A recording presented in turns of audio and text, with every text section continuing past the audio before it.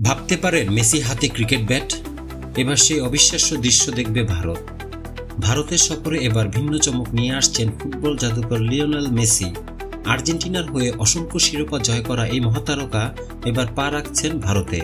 কিন্তু এবার তিনি শুধু ফুটবল খেলতে আসছেন না, বরং হাতে থাকছে ক্রিকেট ব্যাট।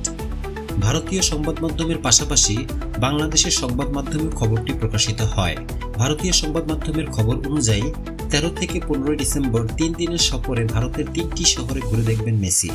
আর 14 ডিসেম্বর মুম্বাইয়ের ঐতিহাসিক ওয়াংখেড়ে স্টেডিয়ামে দেখা মিলবে এক অবিশ্বাস্য মুহূর্তের। মেসি নামবেন ক্রিকেট মাঠে, যেখানে সঙ্গী হবেন বিরাট কোহলি, মহেন্দ্র সিং ধোনি, সচিন তেন্ডুলকর ও রোহিত শর্মার মতো কিংবদন্তি ক্রিকেটাররা। মুম্বাই ক্রিকেট অ্যাসোসিয়েশনের এক শীর্ষ কর্মকর্তা নিশ্চিত করেছেন মেসি ওই দিনে মাঠে থাকবেন এবং প্রীতি ক্রিকেট ম্যাচ খেলার সম্ভাবনাও রয়েছে।